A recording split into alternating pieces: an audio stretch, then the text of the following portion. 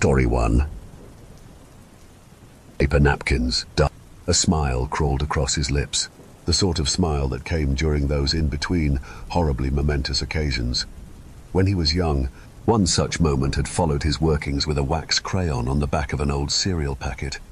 It was on the event of his 6th birthday party. The cake had collapsed into a great quivering globule of uncooked batter as his mother pushed the mother-of-pearl-handled carving knife into the frosted monstrosity. She'd fled from the room in tears, whilst his father called her grotesque names through the obscured glass of the dining room door. His schoolmates had cried and stuffed chocolate finger biscuits up their noses. Nathan had relished the nightmare as it unfurled around him. The corners of his mouth had turned as he silently watched Terry Green suffer a dreadful reaction to a peanut as Lizzie Smith choked on the stringtail of a blue sugar mouse that he'd helped his mother make that morning. Now, he sat in the run-down cafe on Merepool seafront and smiled into the chipped teacup that contained the dregs of a weak pot of tea. He took another paper napkin from the stainless steel dispenser and pushed his black biro across its surface. The marks ripped through the paper in places, in others they were bold and dark, just marks. Through the steamed-up windows, dripping with condensation, he could see the promenade across the road. There he could make out the figure of the laughing clown as it clambered out of its huge glass display case. The red-painted woodwork was splintered and worn, the glass smeared by dirty hands and excretions of small children and inebriated adults. The clown, in a green and purple harlequin costume of synthetic silk, fixed its eyes towards Nathan in the coffee shop window. It was grinning. Dirty, fat smile of nightmares that reached its bulbous red nose and caused its cross-shaped eyes to disappear into the creases of its elongated forehead. The clown reached for its pointed hat and doffed it, bowing slightly as it did so. The two ridiculous tufts of yellow hair on its otherwise bald head shone wet in the November drizzle, before the clown straightened its back and replaced the hat. As the glass door of the display case banged in the stiff breeze, Nathan watched as the clown's expression changed. The forehead relaxed, the eyes widened and the jaw dropped low into a macabre yawn. On the South Pier, Sally Duprez was trying her best to eat the huge stick of candy floss that Billy Knowles, her steady boyfriend, not long released from a custodial sentence, had bought for her. The wind was making it impossible, anchoring strands of the sticky spun sugar in Sally's equally frizzly, blonde hair as the rain left dark pink indentations in the wispy confectionery. Sally giggled as she watched Billy throw the blunt darts at the battered dartboard, determined to win an oversized stuffed toy for his girl. The stallholder looked on, knowing this was more easy cash for him. Billy was limbering up with his final dart. All the others had hit the board and bounced back off. They now lay on the oily old boards by the stallholder's feet that were suddenly nailed to the spot. His sneering grin crumbled to the pier's dark boards as his eyes drifted past the pretty girl with the candy floss and fixed on something else, something that belonged in the battered old glass case on the promenade. Billy threw the final dart with as much force as he could muster. He jumped and shouted in full animation when the dart hit the bullseye. It stayed there. Look at that, Sally! Sally gave a squeal of delight and threw her free arm around Billy's broad shoulders, planting a sticky pink kiss on his stubbly cheek. "We win a big one for the bullseye, don't we, mister?" she said, glancing up and down at the bizarre collection of stuffed toys on display. The stallholder said nothing. His small dark eyes were still transfixed on something behind the celebrating couple. "I got the bullseye," laughed Billy, "even with those blunt old darts. So, what have we won?" But his laughter trailed off as he noted the fixed stare of the other man. He then spotted the small wet pool that was forming on the boards at the man's feet. "Sylvester Cat, I think," said Sally, still thrilled at Billy's success. It was then that the couple both heard a sound coming from behind them, a sort of giggling, like the noise that small boys make when they've done something they shouldn't have. The giggle deepened in tone and began to increase in volume, until it became a menace-tinged, raucous cackle. Billy put an instinctively protective arm around Sally, and as it became obvious to both of them that something was not quite as it should be, they turned to face the source of the insane laughter. The tide was out at sea, and beneath the pier, Declan and Gracie from the swinging seagull bed and breakfast were searching for shells and other treasures in the wet sand. "Mermaid's purse!" shouted Declan as he held the leathery egg sack up before dropping it into his plastic bucket. His sister stuck her tongue out and continued to try and dislodge a limpet from its rock with the heel of her shoe. Across the beach, a lone man threw a ball for his dog. Its barks drifted across the expanse of sand, then were lost amidst the heavy dampness of the morning. Nathan ordered a second pot of tea and took another paper napkin from the dispenser. He wiped a porthole in the misted window and kept his watch on Merepool Promenade and the people that walked there. Declan had found a crab with just 3 legs and was debating what to do with it, when his sister ran over, a massive bladderwrack in her hand. She held it out to him. "Look at this, Declan, it's disgusting." "It's just slimy old seaweed as usual. Don't you have anything better than that?" "But look, it's all red and sticky, not like it normally is." Gracie held out the dripping green clump, and, as Declan peered closer, they both noticed that the red seepage was not from the bladderwrack at all. Declan followed Gracie to where she'd found the strange offering from the sea. "Look, up there!" Declan pointed up to the boards of the pier high above their heads. A dark liquid was running down from above them, threading itself between the gaps in the wooden planks of the pier. It had formed in a dark, thick pool on the sand, glinting strangely in the weak light. "Is it paint?" Gracie asked, though the words sounded wrong even as she spoke them. Before Declan could answer, they both froze. Through a hole where a knot was missing in the boards above, a huge eye had appeared, cross-shaped, dark and glassy, and fixed itself on them, moving, pinning them both in place on the wet sand. The eye bulged unnaturally against the timber, and then it blinked, slowly. Gracie let out a gasp and stumbled back, dropping the bladderwrack at her feet. Declan grabbed her arm and pulled her further away, both of them staring upwards in dumbfounded horror. A low scrape echoed across the planks overhead, followed by the faint screech of something, dragging, shifting, moving. Then there was silence. Down the side streets that ran at right angles to the promenade, the rain persisted in its veil of thin drizzle. Breathless from running, Gracie and Declan ducked into a narrow gift shop front to escape the damp and the horrors of the pier. It was the kind of seaside shop that hadn't changed for decades, stacked with trinkets made from shells, faded boxes of cheap toys, and stands full of postcards and kiss-me-quick hats. The bell rattled like an old beggar's cough when the door closed behind them. An old woman stood behind the counter. She was small and slightly hunched, and under the line of her hair, drawn into a tight grey knot, her eyes were sharp and watchful. As the children wandered the narrow aisles, she didn't move. She quietly observed. "You shouldn't be down by the pier," she said suddenly, her voice low. "Not today, anyway." Neither Declan nor Gracie answered.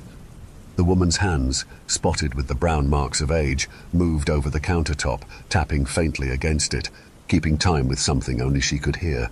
Her gaze flicked to the door, then back to them. "You'll find that it will follow you." "What will?" Gracie whispered.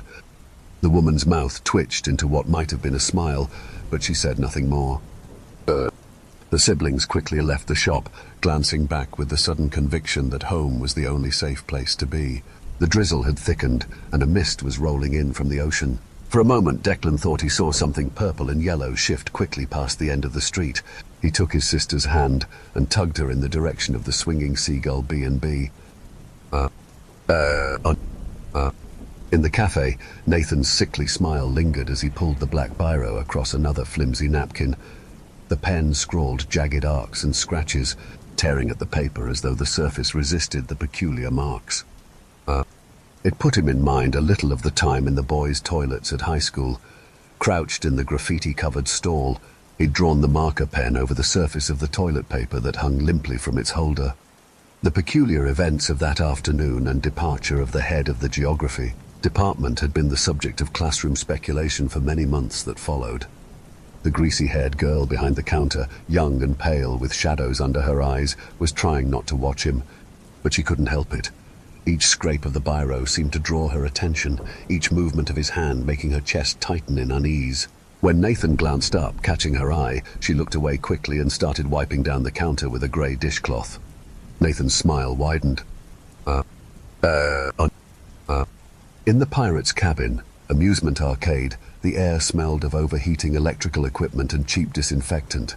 The owner, Bernard, A broad-shouldered man in a frayed cardigan was emptying coins from a fortune-telling machine.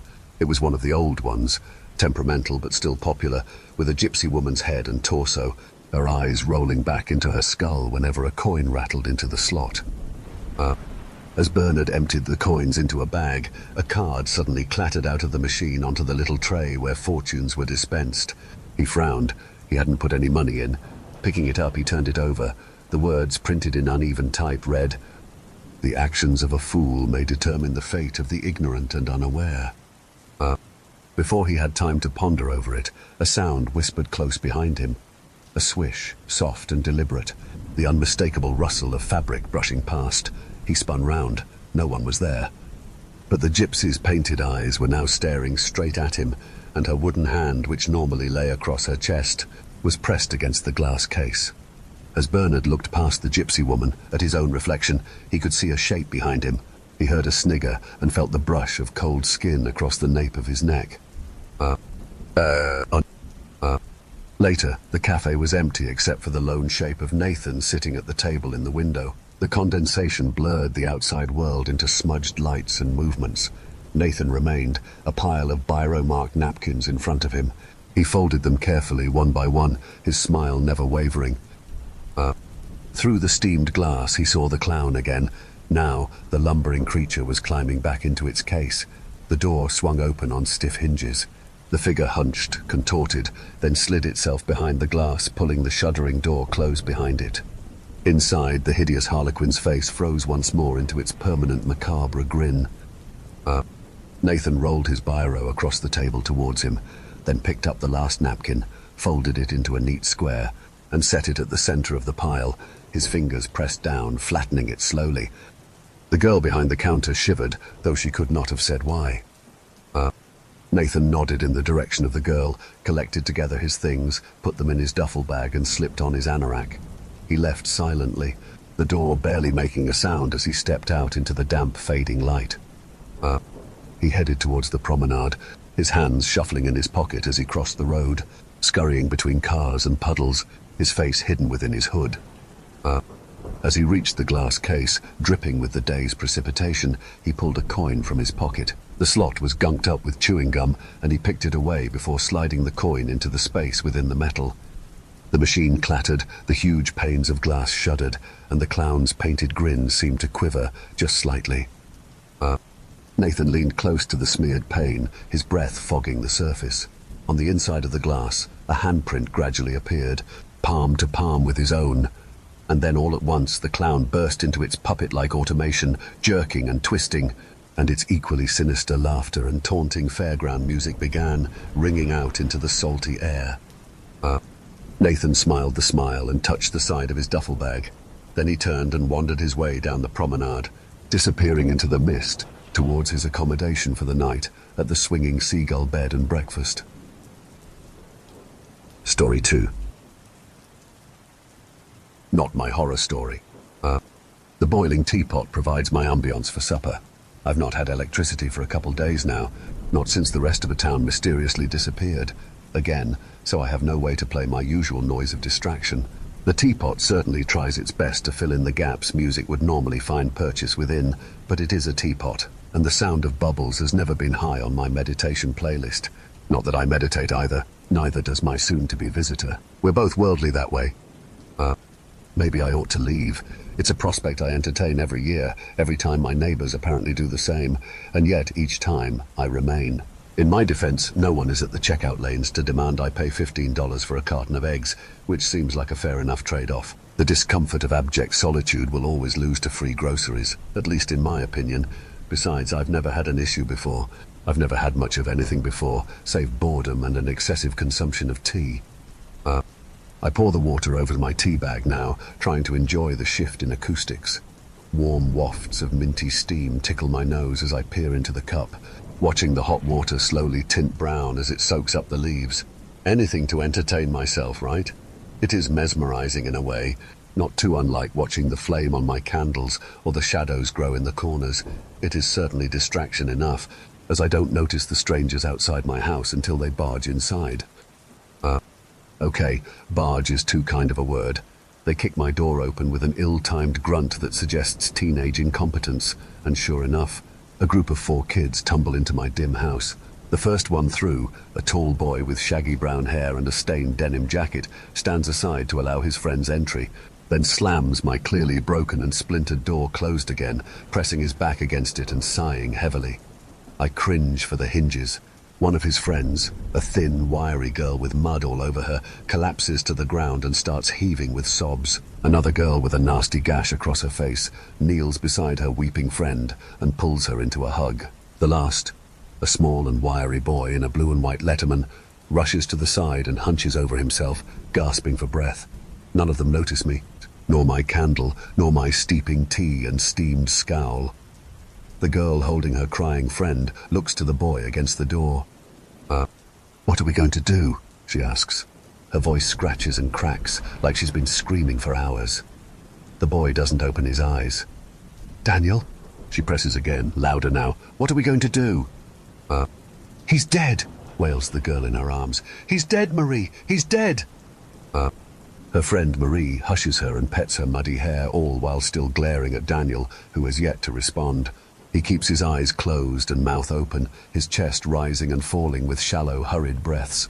The other boy shakes his head madly, providing a reply to his hysterical companion. "We don't know that, Claudia," he stammers out. He could be..." Claudia snaps her head up and faces him with bared teeth and red eyes. "Could be what, Nate?" she practically screams. "Alive. Last I checked. Being ripped apart by a demon is pretty fucking lethal." Nate starts to stutter another response, but Claudia has noticed me. Her ferocious expression falls in favor of a pinched grimace as she looks me up and down, like her next victim to shove into a locker.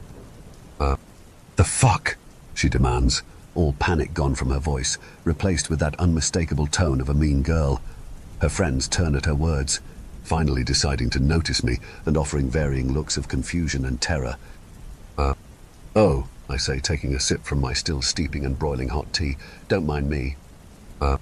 Daniel pushes off the door and takes a step forward, which earns Marie's gaze back on him. He's about a foot taller than me, maybe a football player, but his expression is kind as he says, "You shouldn't be here."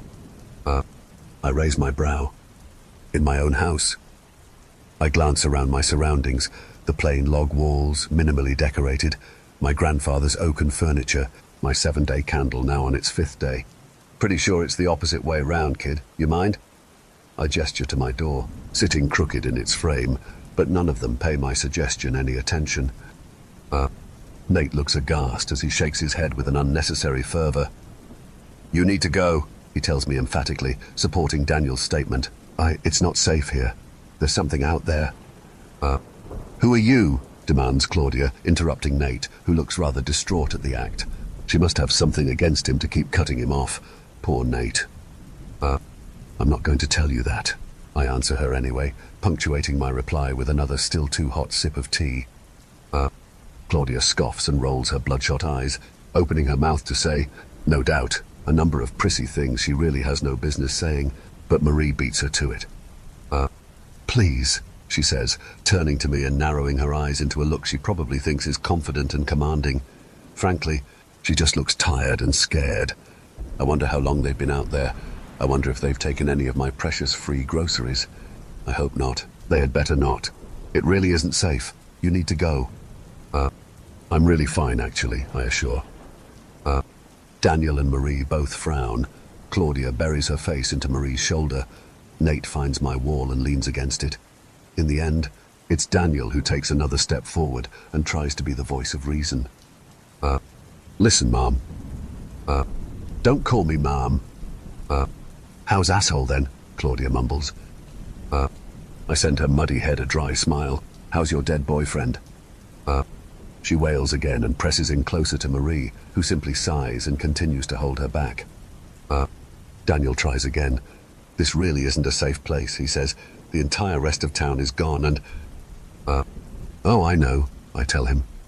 My tea has cooled some, so I take a sip that doesn't entirely burn my skin off and smile. "It's been all right.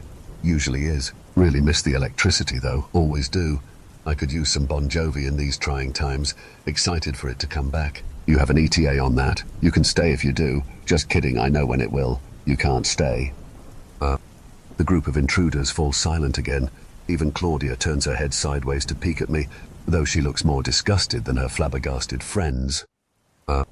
You know, repeats Nate. Yup. Why haven't you left? Asks Marie. I shrug. Why would I? Daniel gestures behind him to my poor broken door. There is a monster out there, he says pointedly. Some creature that murders people that... Is it really murder if it's not human? It is, insists Claudia. Tears are gathering in her eyes again, which is just delightful. I would really rather her have a tantrum outside my innocent home, but I don't bother saying that. Not with the chance of these other kids defending her. Still, if I was Marie, I would have tripped her in front of the Bananach hours ago. Regardless of definition, Marie says, interrupting my lovely thoughts of Claudia falling and dying. The point remains that you should leave. You keep saying that. Can you take your turn first? Genuinely, get out. What? Nate demands, his eyes going wide like a cornered animal. He wraps his arms around himself, hunching over his own grip and whimpering. But we can't leave. This is the only safe house. Out of everything said and done, it is that finally dries my patience. I set my mug of tea down with a solid thud and face these teenagers with as much sincerity as I bother to gather. It's not much. I could really care less about most of the happenings around here, but it's enough to make me frown and cross my arms. It probably was, I agree, before you broke my door. Daniel looks sheepishly back towards my aforementioned entrance, embarrassed flush turning his ears pink, which really is just stupendous considering all the carpenters in town are currently indisposed. What's else? I don't like her. I point at Claudia. I frankly don't know how you're still alive. I move my finger to Nate, who shuffles backwards at my words. And you two will probably be the only survivors, if you manage to get your acne-riddled asses out of here. Marie and Daniel share a tensed look when my pointing shifts to them, but neither comment. None of them do. Well, not for a couple moments at least, and when one of them speaks, it's not the one I expected, or wanted. Claudia stands shakily, ignoring Marie's protests, and faces me with her grimy chin lifted. I meet her gaze. Fine, she says curtly. If this washed-up wannabe wants to die a sad, lonely girl. Only right on 2 of those accounts, I interject. Then I say we let her, Claudia finishes, choosing to ignore me too. She glances over her friends' faces. None of them seem keen to agree. Well, let's go. Guys! Daniel frowns. Nate shifts further away. Claude's... Claudia cuts him off with a loud scoff and rolling of her eyes. She attempts to toss her hair over one shoulder too, but the effect is lost thanks to its being coated in mud. God, you're not in charge anymore, Dan. She marches forward towards my door, which makes me genuinely grin in delight, but Daniel steps in front of her. They face off for a couple moments before he relents and she reaches the door. She turns around, giving her posse narrowed looks before fixing me with a glare. I hope your sad grandma tea was worth it, she spits. I nod solemnly, placing a hand over my heart and picking up said tea again. I hope you learn to admit you're not a natural blonde, I respond, matching my tone to my dulcet movements. I obviously cannot see the color of her hair, but I think it's a fair assumption. Claudia scoffs again, which means I must have struck gold with my comment. She opens the door, letting it swing crookedly on its injured hinges and encouraging the others to take a step away. Whatever, you bitch. A pitch-black and clawed hand latches around her waist, cutting her open with thin slices and spraying bright blood across my vintage fucking floors before she is suddenly whisked away with a howling scream. The others stumble and trip and scream as well, shouting incoherent obscenities and beginning to weep. Nate is next out the door, though seemingly on his own volition. He races outside into the thick fog with flailing arms and panicked noises. Marie jumps up, touching Daniel's arm only briefly before chasing him. There are tears streaming down her face, but she looks otherwise brave and resolute. Good for her. Maybe she will make it out. Daniel is the last, and he takes a moment to look at me with carefully hidden terror. You can come with... he starts to suggest, but I stop him with a raised hand. No thanks, I say, and wave him off with waggling fingers. This is not my horror movie. Toodaloo. He frowns, maybe considering an argument, but he must know it's futile. He shakes his head, then turns and runs after his still, possibly living friends. My door swings closed behind him, though it of course neglects to actually latch. I sigh. It will be a pain to fix. I ought to clean the blood too, before it dries and ruins my floors. Pity. Blood is never easy to clean, especially from ancient hand-laid tiles. It is painstaking work that my grandfather always cautioned against. If only he could see it now, he'd be red with fury at Claudia and her indecent blood spatter. The thought of his rage makes me smile again at least. In the corner of my kitchen, shrouded in shadows, the dark shape takes form. My daily visitor, now late, and the most definite cause of those teens' deaths, it, or one of the many others. It is abstract and indistinguishable, but I offer it a bland smile and hold out my mug. Tea, I ask. It takes the cup with ice-cold, clawed and pitch-black hands.